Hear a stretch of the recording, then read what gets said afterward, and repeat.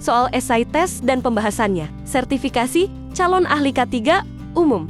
Topik P2K3 oleh Perusahaan Jasa Keselamatan dan Kesehatan Kerja PT Lantomasa Anugrah.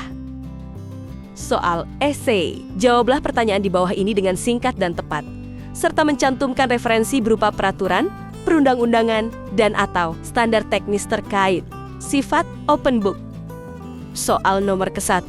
Jelaskan kriteria perusahaan yang diwajibkan membentuk P2K3, panitia pembina K3, serta uraikan bagaimana susunan P2K3 tersebut, termasuk tugas dan fungsinya di perusahaan. Jawaban. Nomor pertama, perusahaan yang diwajibkan membentuk P2K3. A. Tempat kerja di mana pengusaha atau pengurus mempekerjakan 100 orang atau lebih. B.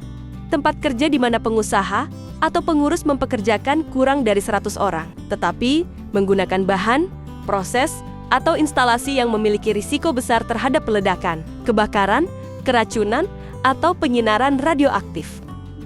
Dasar hukum. Permenaker Nomor 04 Tahun 1987 tentang P2K3 serta tata cara penunjukan ahli keselamatan kerja, Pasal 2 dan Pasal 3 menyatakan bahwa setiap tempat kerja dengan kriteria tertentu, pengusaha atau pengurus wajib membentuk P2K3 di tempat kerja.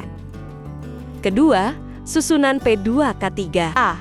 Keanggotaan P2K3 terdiri dari unsur pengusaha dan pekerja dengan susunan ketua, sekretaris, dan anggota. B. Sekretaris P2K3 adalah ahli keselamatan kerja dari perusahaan yang bersangkutan. P2K3 ditetapkan oleh menteri atau pejabat yang ditunjuk atas usul dari pengusaha atau pengurus perusahaan yang bersangkutan.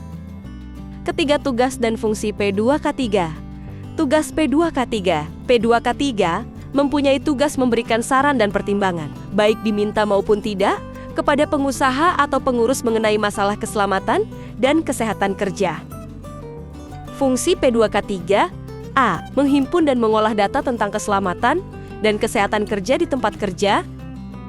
B. Membantu menunjukkan dan menjelaskan kepada setiap tenaga kerja. Pertama, berbagai faktor bahaya di tempat kerja yang dapat menimbulkan gangguan keselamatan dan kesehatan kerja, termasuk bahaya kebakaran dan peledakan, serta cara penanggulangannya. Kedua, faktor yang dapat mempengaruhi efisiensi dan produktivitas kerja. Ketiga, alat pelindung diri bagi tenaga kerja yang bersangkutan. Keempat, cara dan sikap yang benar serta aman dalam melaksanakan pekerjaannya. C. Membantu pengusaha atau pengurus dalam pertama, mengevaluasi cara kerja, proses, dan lingkungan kerja. Kedua, menentukan tindakan koreksi dengan alternatif terbaik. Ketiga, mengembangkan sistem pengendalian bahaya terhadap keselamatan dan kesehatan kerja. Keempat, mengevaluasi penyebab timbulnya kecelakaan dan penyakit akibat kerja, serta mengambil langkah-langkah yang diperlukan.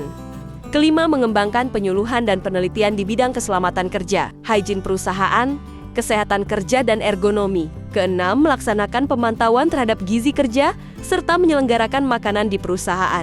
Ketujuh, memeriksa kelengkapan peralatan keselamatan kerja. Kedelapan, mengembangkan pelayanan kesehatan tenaga kerja. Kesembilan, mengembangkan laboratorium kesehatan dan keselamatan kerja, melakukan pemeriksaan laboratorium, serta melaksanakan interpretasi hasil pemeriksaan. Kesepuluh, menyelenggarakan administrasi keselamatan kerja, hygiene perusahaan, dan kesehatan kerja. D. Membantu pimpinan perusahaan menyusun kebijakan, manajemen, dan pedoman kerja dalam rangka upaya meningkatkan keselamatan kerja, hygiene perusahaan, kesehatan kerja, ergonomi, dan gizi tenaga kerja. Demikian pembahasan soal ujian ini. Semoga bermanfaat untuk persiapan sertifikasi ahli K3 umum. Jangan lupa, keselamatan kerja adalah prioritas utama. Jika video ini bermanfaat, jangan lupa untuk like, share, dan subscribe. Sampai jumpa di video berikutnya.